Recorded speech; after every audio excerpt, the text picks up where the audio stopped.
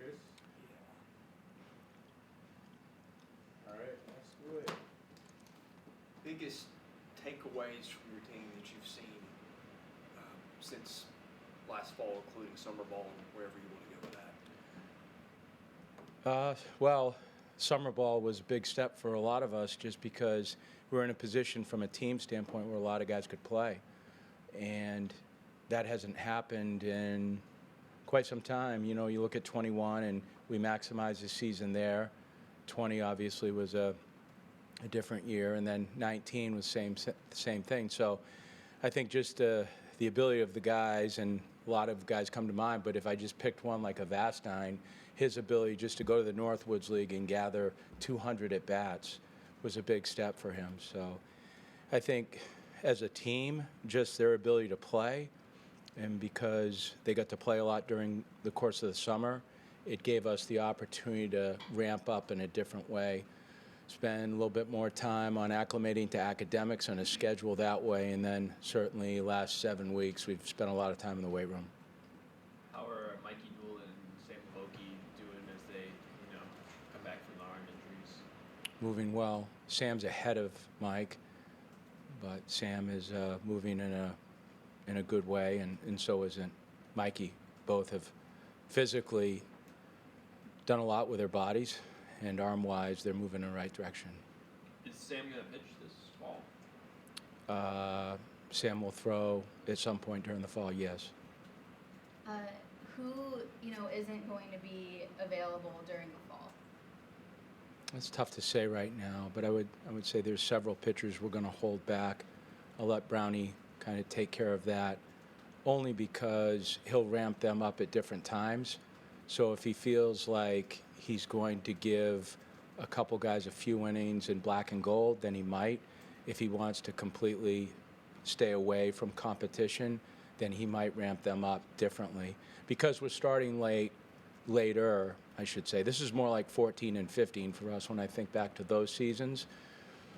Then the pitchers' schedules are a little bit different. So I don't think anyone's out of play, not necessarily shutting anyone down, but in terms of team competition, that might change. So there's nobody who's, hurt right now and out for the fall? No one in that position. What made RJ Schreck a fit for you guys? Well, I think you point to academics first. I think we're not that active in the portal, obviously, and for various reasons. But I think for him, it was the academic piece. We had a relationship with him, not just based on Sam Loboki because they played high school baseball together, but because he was on campus and we recruited him. The fact that we saw him play against us and play well at Duke, and the fact that he was available after the draft.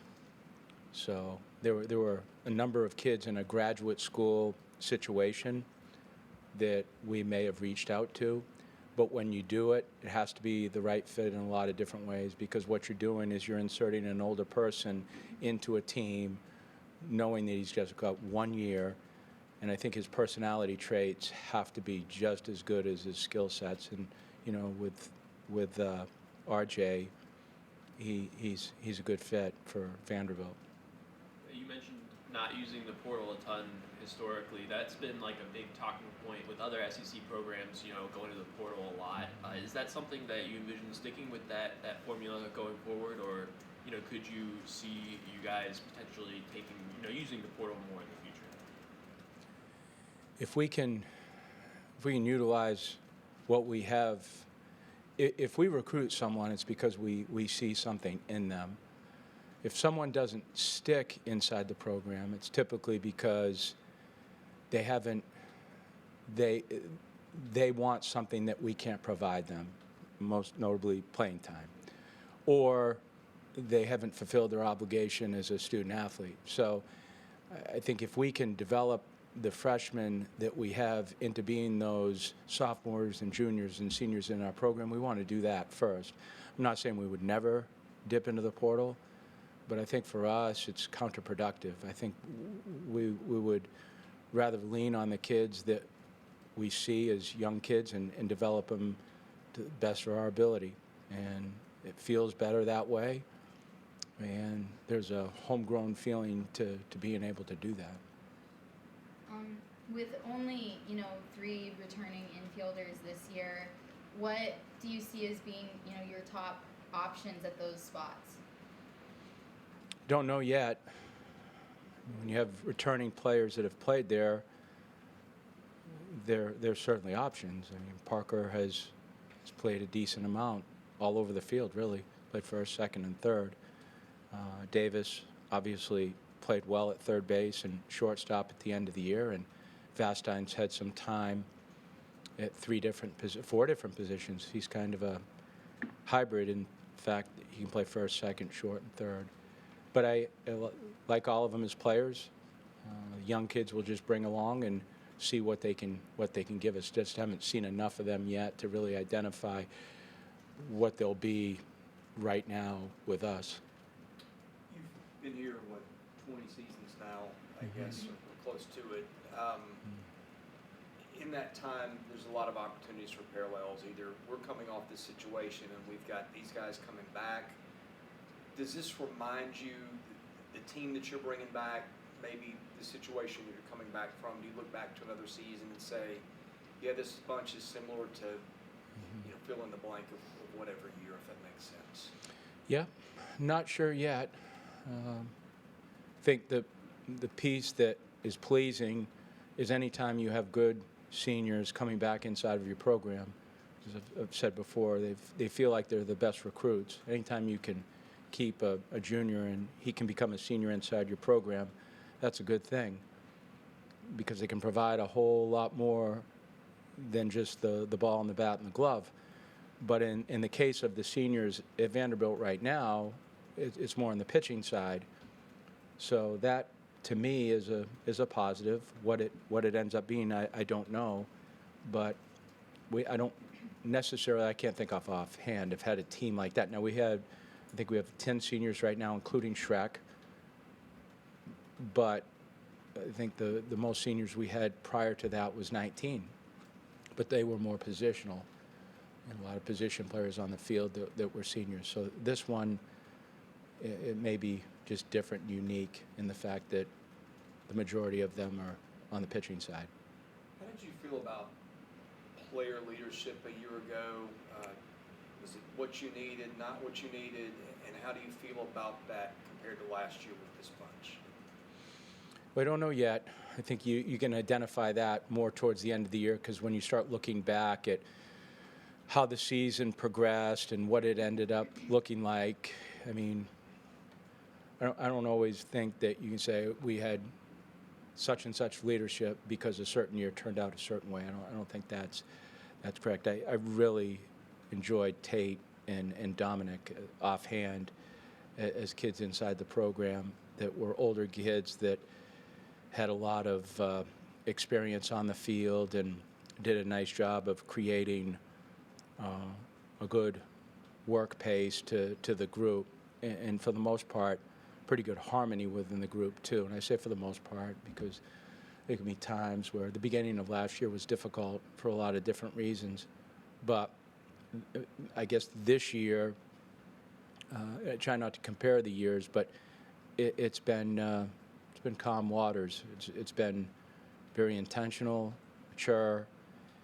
They've always said there's an academic piece that coincides with the athletic piece, and Sarah Sanders being our academic advisor, and I meet with her every Monday. When she comes through the door and sits down and says, this is a very mature group, they're handling their business really well, that just gives me a lot of hope, because I've always felt like our best teams are our best academic teams. It goes hand in hand. You guys only have, 3 pitchers in the freshman class. Do you anticipate that being a concern from a depth standpoint? And what do you think that those 3 pitchers can bring to you? We'll see. Don't know yet, but no, I don't think it's not a depth issue with this team. So we'll just go year to year that way. But with this team, they just have to get out there and pitch, and we'll see who they are. But they'll be able to do that. They'll be given opportunity this fall and beyond too. but I like them. Mike Leach said something at SEC Football Media Days that I thought was pretty profound. He said, imagine if you had the NFL with unlimited free agency and unlimited salary cap, implying the transfer rules and NIL, and how crazy would that be? Suggesting they needed to get a handle on that. Mm-hmm. How much do you feel baseball is being impacted by that? What do you think about where the sport is with that? What do you think needs to change? And what do you think the dangers are there? That's a lot. I mean, all I can personally do and our staff do is just navigate that within our structure and try to do the best that we can within it. I've had a lot of conversations with Candace about it. I think Vanderbilt is handling their business from an NIL standpoint very methodically and intentionally, and that bodes well. I think any time, and this goes back to just, I don't want to get off track too much, but you think of impulsive, quick decisions much during the COVID years and what those lead to, and they lead to bad mistakes. And I think schools that are very intentional about what they're doing with it and how they're doing it will create better platforms for kids. I think when you take advantage of that situation, they take advantage, and it could be anyone. I don't know who it is, and it doesn't really matter. But I think what ends up happening long term is it creates foundational cracks inside of the workplace, inside the locker room, in discord. Because one player A, is receiving such and such where player B is not. And then you have player C who's not receiving anything, but yet he's making his way up the depth chart. And I think that becomes difficult inside of a locker room. 18, 19, 20-year-old kids can't manage that mentally unless they have a lot of help and guidance. And I don't necessarily, it doesn't matter whether I like it or not, I don't enjoy this part of athletics right now because we're in it for a whole lot of different reasons than what we're in it right now for. And that's a little bit troubling. But the situations are what they are, and I think Vanderbilt's done a good job, including us, being able to handle our business within it. The game's going to change. I don't know how it's going to change, but baseball right now college baseball is going to, and college athletics are going to change a lot here in the next couple of years. And I do think college baseball is going to change, whether it's coach-wise, whether it's scholarship-wise, what have you. I don't know, but it's going to change, and hopefully for the better. Are you guys at the point where does the game need, like within the NCAA, a baseball commissioner or something along those lines? I don't know. I don't know. I think everyone's looking for strong guidance. I think the commissioner that we have inside of our conference is plenty good for what we're all about. He offers a lot of strength. He's a very clear decision maker, and I like him a great deal. Everyone does. But I think if it ever got to that point, Greg and the rest of his group in the SEC would think about that and move to that. But right now, I don't think so. Last year, you gave more starts to true freshmen than you ever have previously. Having all, those three freshmen who started last year, having them all back, what kind of growth do you think that can lead to in their sophomore seasons? Well, it gave them experience. What kind of growth is really up to them. They can take what they've done and capitalize on that, knowing that if you're involved at an earlier age, then it exploits areas of your game that you need to improve upon. And the earlier you identify that, the better for you, I think. So hopefully it helps them. But I think with every kid, and if you've played here as a young kid or not played here as a young kid, it doesn't, what's happening right now is the most important thing. So you can't lean on that, say, well, this was my situation last year, and it's going to remain the same. That's never the case. I mean, you always rent your position no matter what. You have to earn it every single day. So I think if they capitalize on it and learn from it, which I think most of them do, none of those kids have lost their innocence, then they should continue to be good players, or at least move in a direction of being a good player. How do you feel about your catching situation? Good. Yeah, Jack's had experience. I like that. Espinal's had experience. Got to play on a championship team this summer, which was good for him. He got to catch every other day with another very good catcher. The two freshmen coming in have good skill sets. Logan Poteet and Cade Law. Logan being from Knoxville and Cade being from just outside of Nashville. But yeah, I feel fine about that. What rule changes were there in the off-season with everything from coaches, staff, scholarships to especially equipment, and what will that impact have this coming year? Not really much with coaching staffs, and not much from a scholarship standpoint, anything like that.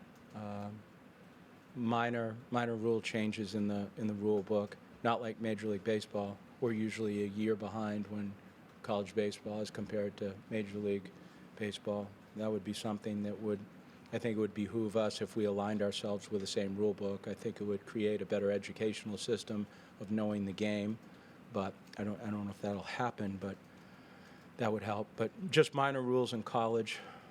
Baseball is going to go through its own change next year, Major League level, obviously. But we haven't adopted that yet. You see MLB, pitchers get checked after every inning. Is there any movement or appetite for that in the college game? I don't think so. Not right now. But every year is a little bit different. It kind of... No, not right now, though. I don't see that.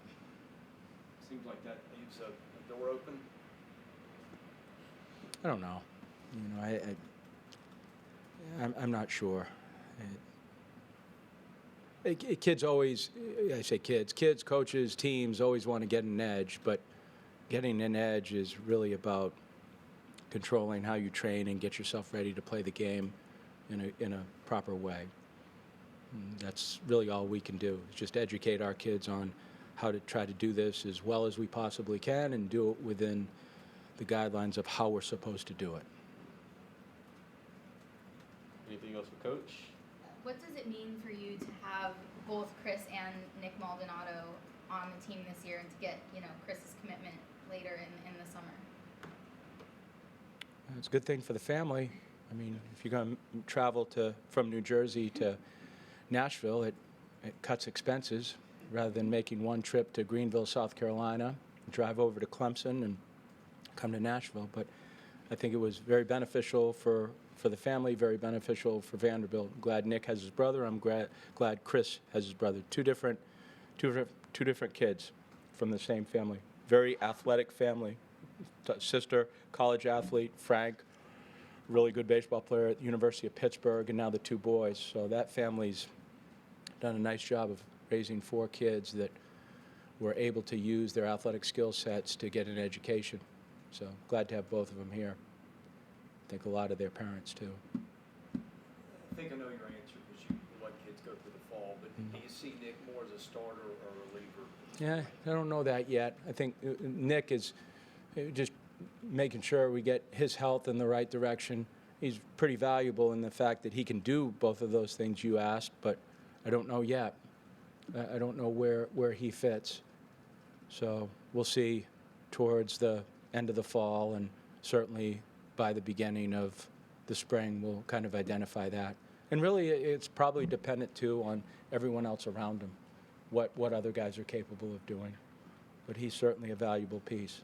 Are you saying, is he less than 100% right now? Right now, yeah. He's a guy that, when Aria was asked that question, he's a guy that's working towards throwing towards the end of the fall. What about Hunter? Excuse me if I missed it. How's he? Hunter's fine, healthy. Yep. Anything else? You good? I'm good. Thanks. Sure? Good? Thanks, guys. Yeah, okay. Thanks. Yeah, thanks for asking questions. Thanks, I Tim. appreciate it. Yeah, thanks for your time. Appreciate it.